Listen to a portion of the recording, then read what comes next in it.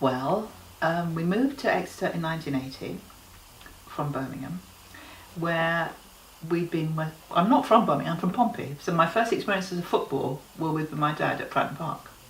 Moved to Birmingham when I got married, and we supported West Brom. So I was used to going in a huge crowd. So when we moved here in 1980, we thought, well, we'll go to Exeter City.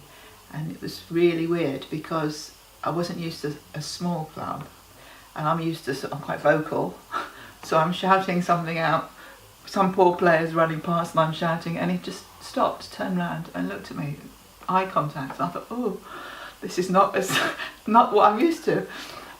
So that was interesting. So I didn't really, so that was how I got involved in a casual way then, just now and again, because life is busy. I was newly married, then I had children, so we didn't come regularly till well, I suppose it wasn't till things got really serious, 2000, we were regulars, and that's when I got involved, really.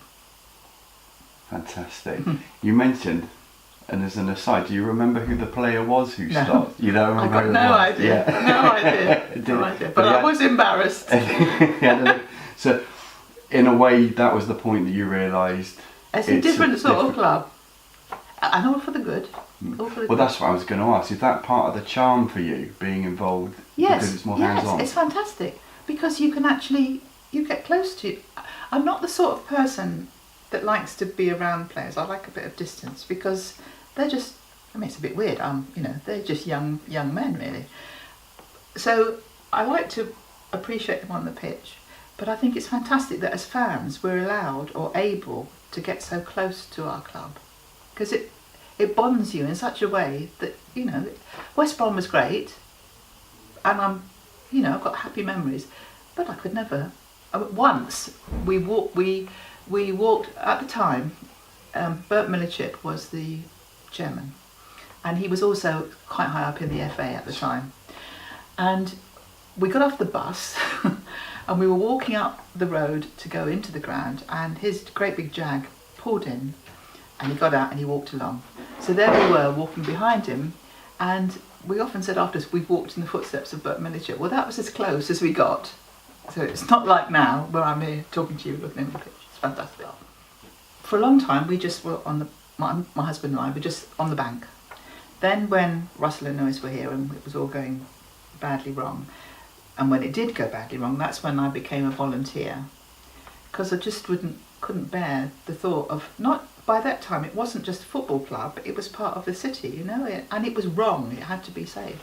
So Dacre Holloway at the time was a volunteer himself, and he became sort of stadium manager, and he used to get us all together, all sorts of odds and sods of people. A lot of them now are still involved heavily in the club and the trust. And we painted. We were at the Cat and Fiddle ripping up horrible stuff. It was just awful. But the fantastic thing Dacre did was first of all, you were working with people of a like mind, so that bonded you and you became friends with them. Secondly, as we've said before, we're sitting, looking over the pitch. So we'd be down doing some really filthy, grotty job down there, and then Dacre would call us into the boardroom for our lunch, and we'd have a pasty and a cup of coffee. And it was fantastic to think, this is my club. I'm in the boardroom, how fantastic is that? And we'd sit in the posh seats, and he'd regale us with stories, and that emotional bond meant more. You can't break something like that. It's fantastic. He was a very, it was only after he died that I learnt more about him. He was very close to him, he was very private, very proper, very organised, exactly what we needed. He did wonders, I don't know where he was, in a little room over there, and he had great big maps of the stadium. He was trying to sort out all the rubbish that had gone on. Of course, he wore his cap. He was very proper, but he had a wicked sense of humour as well. But it was afterwards that, it was at his funeral actually, he had been quite high up in the Gurkha regiment. So at his funeral, there were three, there was the family obviously, there was all the Exeter City people, and we were asked to wear scarves or stripes or whatever. And there were very proper gentlemen from the Gurkha regiment, and they didn't know about us, and we didn't know about them. He sort of divided his persona. It was, and yeah, and the things they said. He was exactly the right man in the right place, and got us all together. He's an inspiration, actually, and he's an inspiration to me because one of the things that he did, apart from keeping the stadium going, was he started Grecian Goal. So that was a thing that I didn't even know him then. It was on XWeb, and so you pledged an amount of money for. So I had Steve Flack goal or something like that. So every time he scored, I gave 50p. Dacre sorted it out and said, time to pay up. And we raised just a little. It wasn't much, but at the time everything was important. So when he died, I thought, that's such a good scheme. I don't want that to die as well. And I nagged. I didn't know anyone then. I just nagged a few people and said, what's going on? And they all said, oh, no, it's all in hand. We've got his computer with his contacts. We'll sort it out. But nothing happened. And in the end, I said to my husband, I'm just going to do this, because I sort of do things. So I just took my courage in my hand and went on XWeb and said, I'm doing Grecian Goal. And that was about 8 years ago. We've got about 40 people, and we've raised about 12,000. Well, you better censor this, I'm not exactly sure, but several thousand, a lot of money. Just because we've been raising money for 3 or 4 years, when it came that we needed new floodlights, and I don't know what happened before I got involved, how the trust happened to take on that task. They wanted someone who thought they could raise money. So they, and because like I did with Grecian Goal, I do want to get things done. So I've written to Lawrence Overend as chair of the trust several times, and to Taggy several times if I thought things weren't right. I was just like disgusted from Tunbridge Wells sort of thing. So they knew vaguely my name and what I'd done. So they asked if I would like to be co-opted onto the trust. And I was very naive. I hadn't even been to a meeting ever. So I went to a meeting. And after I'd been, I thought, well, I could do it. I could give it a go. And so I was so naive. I wrote to Lawrence and said, yes, thank you, I'd like to be co-opted. And he said, well, you've got to wait until we decide if we want you now we met you. Big Bank is where I've still got a season ticket for the Big Bank. Home match days are really busy for me. So I'm downstairs, I'm in the boardroom, I help to entertain the directors. So I watch it from the seats outside here. But now we've got seats in the Heritage Lounge because we're going to have corporate trust members. I'm in and out there, and their seats. But it's strange. It's good to see from different places. Whereas a few years ago we used to travel away very often. Don't do that so often now, because an away game is often like a weekend off, which is sad really.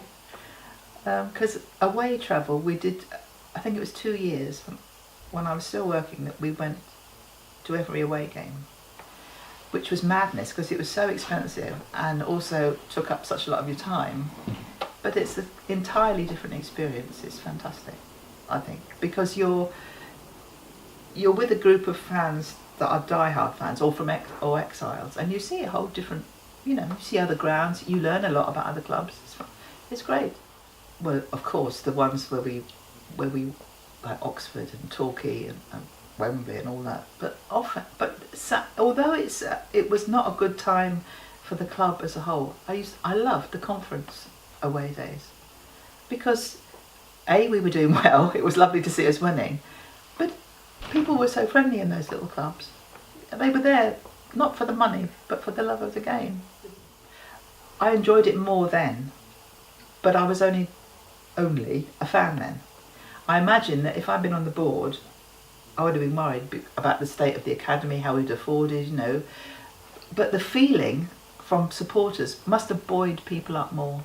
There were not so great expectations, and we were exceeding our expectations, weren't we? And we were still on that high, that we were actually existing, weren't we? Yeah. The alternative was awful. So I've got happy memories of that time. That's one of the things I try and do on the club board, is to be a bridge between the club, to educate the club board about supporters and remind them, but also to let them know what the trust board is like, and vice versa, because there's a lot of history between the two and they don't always understand. But practical things, I knew there was no money to paint. This is before Matt Grimes. We looked tatty out there, and I thought if we were just shiny it would look better. So a lot of the people that I contacted were people from the old work parties. So there were about 8 or 9 of us, and we glossed all the way around Red Square. With a Sunday morning, and so we're scattered around, and suddenly Bernadette said, "Oh, there's an old gentleman here." So we found this old guy who was he was in his 80s, found it difficult to walk. He had a great big carrier bag with him, and he'd come to see the ground, because in the war he had played, I can't even remember the details, you know this more than I, he played for a services team against another Exeter, I think it might be HMS Exeter or something, and they played at St James's Park. And he wanted to come back to see, because he's got a sister who was local. So in his carrier bag he had photographs, he had all sorts of things, and he found it very difficult to walk, and he wouldn't, and I said, "Can I hold your bag?" No, he said, he wouldn't let this bag go. And so I was worried for his health, so we got him in, and he sat in here, and we stopped painting, had a chat. But that's the sort of thing, that is lovely. He came back again, actually. He came back again, and this time he wheeled his way into the boardroom. So he's quite a character. I want us to be I want us to exist. I want us to be solvent, successful on the pitch and off. But although it's heresy, I don't really care if we don't get to the championship, because I think you'd lose. If we could survive higher up and keep what we've got, that would be great. But I don't want to lose that. So we were talking about it in the boardroom, actually, about other models and how they exist and how they survive. And we agreed that actually it was Barcelona was mentioned, because they managed to do it. Yeah. That would be fantastic. A baby Barcelona would be lovely, wouldn't it?